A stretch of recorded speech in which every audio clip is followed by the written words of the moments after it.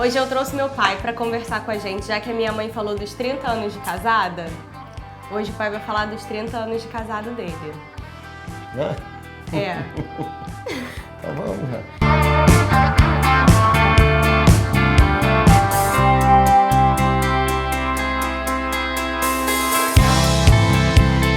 A experiência de 30 anos de casado, o que você falaria? Antes de eu começar a te fazer perguntas. Eu não posso falar a verdade porque minha mulher já disse que vai me pegar de tapa, então dá uma enrolada boa. É, a mulher que manda então na relação, tá vendo? Em 30 anos de casado. Isso é verdade. É a mulher que manda na relação. Sempre a última palavra é da mulher. Ou do homem, sim senhor. Sim senhora. Sim senhora. Sim senhora. O que você falaria de dificuldades e das coisas boas dos 30 anos de casado? Eu diria que as coisas são boas em função exatamente de ter tido as dificuldades. Da relação, ou como qualquer outra relação, ela vai sendo criada aos poucos. E principalmente a nossa relação, que começou bem cedo, Fatinha tinha acho que uns 16 para 17, eu tinha 21, 22, e foi nascendo aos poucos. Paixão é um negócio que muitas vezes não dá certo. A gente, pelo contrário, a gente começou aos poucos, hoje a gente está bem solidificado.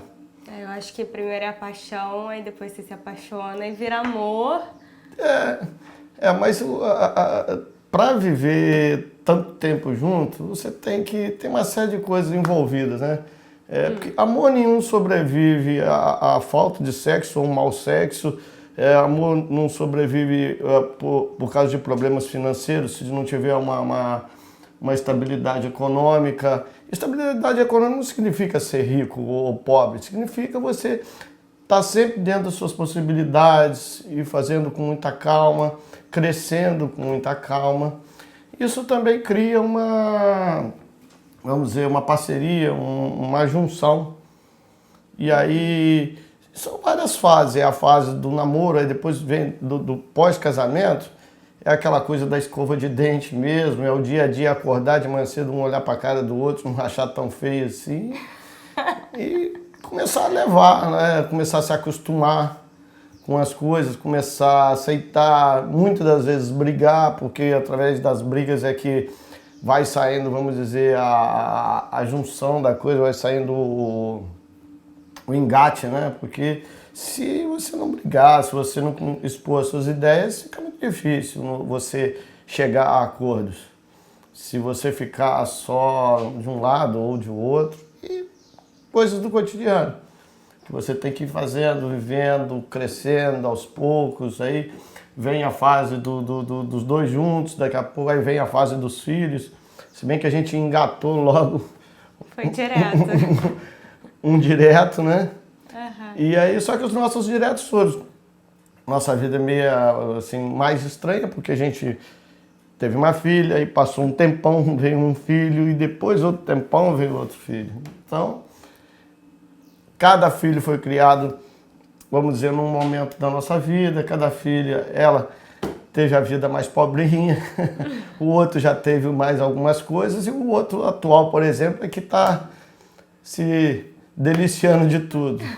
Porque, e ao mesmo tempo, não é só uma questão de grana, é que você passa a ter mais experiência, a ficar mais experiente, mais maduro, mais seguro. É diferente as opiniões que você tinha da minha criação para a criação hoje do Ian. É bem diferente. Até o próprio mundo, a evolução. A evolução nesses 40 anos, principalmente eu que trabalho com sistemas de satélite, vamos dizer, telecomunicações, é que sempre puxou a modernidade das coisas, ou sempre anunciou as coisas. Então, você tem que obrigatoriamente acompanhar o desenvolvimento. Então, da sua época, da brincadeirinha de boneca física, de borracha ou de pano, para essa situação hoje do Ian, que tudo é feito através do computador. Dificilmente se tateia, né? Se pega. Hoje é muito difícil. E isso influencia muito no relacionamento? Influencia. Eu acho horrível, por exemplo, o Ian que fica naquele mundinho fechado dentro de um quarto. Esses são os prós e os contras, as coisas boas e coisas ruins. Porque você brincou muito mais do que o Ian. Sim, sim. Mas mesmo assim, hoje eu vejo, por exemplo, se a gente for falar do relacionamento com o filho, hoje eu vejo uma diferença no seu tratamento que talvez mesmo com a diferença da tecnologia, você teria um tratamento diferente comigo do que você teve com o Ian. Eu acho que não, minha Acho filha. que por questão da vida teria, sim. Eu acho que não. Eu acho que principalmente os parâmetros básicos da vida, tá entendendo? Do ser humano, do homem, quando eu digo homem, ser humano, os princípios básicos eles estão sendo passados da mesma forma. Exatamente da mesma forma, com a mesma rigidez, com o mesmo... Porque... Não, a rigidez mudou um pouquinho. Não. O pai é rígido, mas ele era mais. Não era mais. Aqui as condições antigas, essas são as modificações. Você tem que se adaptar. Até para estar aí, 33, 34, 35 anos juntos, você tem que se adaptar. Você também, se você ficar preso a como era a coisa antigamente só no passado... É evolução, né? Crescimento. Você não consegue dar andamento para tua vida e nem... Todas as pessoas que ficam paradas, presas a alguma coisa, significa que não vai haver crescimento. Consequentemente, não vai ter durabilidade esse processo. Qual foi a maior dificuldade assim, que você teve durante esses 30 anos de relacionamento? De relacionamento, é o que eu te falei, eu não sinto dificuldade. Talvez a maior dificuldade foi exatamente criar os filhos. Isso é o que mais influencia. Influencia. É muito difícil. Você sempre está apreensivo se o que você está dando é o suficiente para os filhos, entendeu? Às vezes você acaba exagerando, que pode ser o caso do Ian agora, que você, por exemplo, valoriza mais as coisas porque você nasceu numa fase em que você acompanhava que a gente tinha que batalhar muito por aquilo. Hoje, por exemplo, o Ian já recebe as coisas mais de mão beijada. Consequentemente, ele valoriza menos as coisas pequenas, as coisas mais simples. Por mais que a gente tente colocar na cabeça dele a importância das coisas simples. Sim. É diferente. É como você tinha um cofrinho de moeda, ele tem uma carteira de notas. É uma diferença básica entre uma situação e outra. É porque também a gente mudou muito a nossa vida, né? A nossa vida era uma quando eu era criança e a vida do Ian é outra completamente diferente. Sim. Não teve uma estabilidade durante esses 30 anos. Não. Eu te diria que a gente, graças a Deus, a gente sempre teve em tudo lá em casa uma evolução. Então a gente sempre teve, graças a Deus, um ponto de equilíbrio sempre crescente. Uma coisa assim que eu, pelo menos que conheço vocês e eu vejo na relação, é companheirismo. Tanto a mãe quanto você praticamente sabem de tudo. Não vejo assim muitos segredos entre vocês. Eu acho que isso talvez seja o fundamental. A gente joga aberto. Ela talvez saiba até mais de mim do que eu dela, porque, por exemplo, ela é a dona do dinheiro. Se eu quiser comprar um pirulito ou tomar uma cerveja... Ela que manda. Para eu poder encontrar a minha loira, que é a cerveja, tem que passar pelo crivo dela. Pode comprar, não pode. De vez em quando eu dou uns nó nela, mas aí bate no cartão, essas são as diferenças, já bate lá no celular dela, compra no supermercado. Seu pai passou não sei aonde.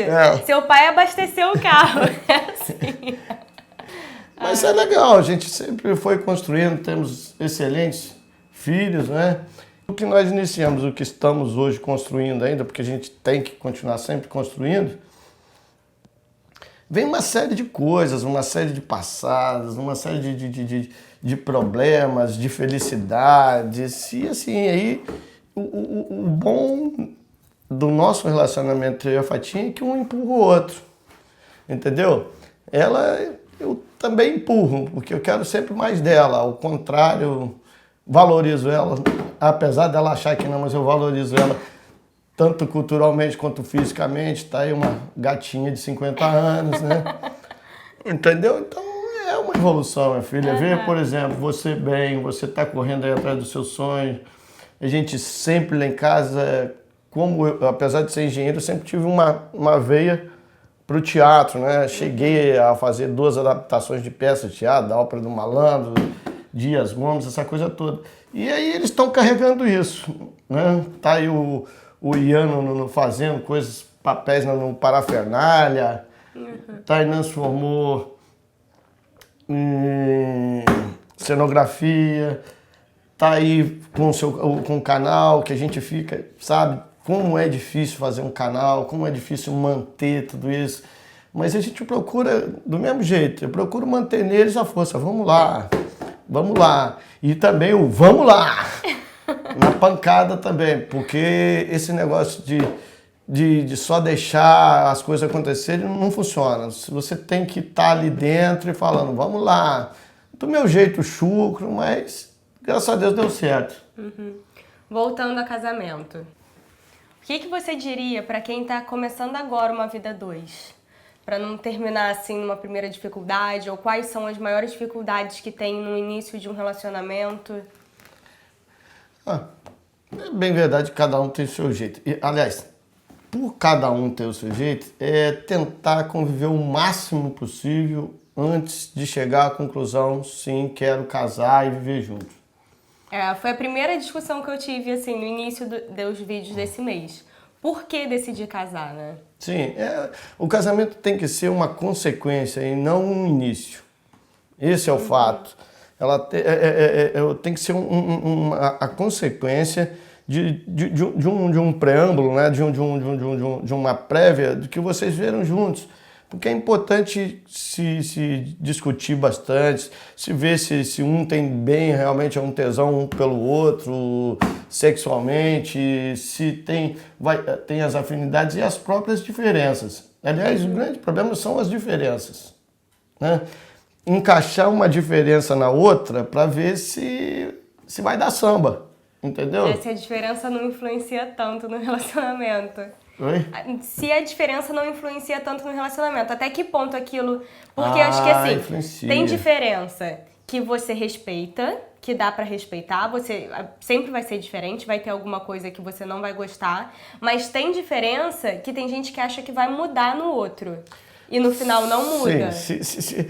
E atrapalha o relacionamento dos dois. Essa coisa de um tentar mudar o outro, ela só funciona se a pessoa que quer mudar a outra dizer a ela e não tentar mudar ela. De forma que ela própria mude. Ou se adapte. Entendeu? Porque tem muitas das coisas, até hoje, como você mesmo falou, tem muita coisa que eu pensava há 30 anos atrás que eu penso de outra forma hoje.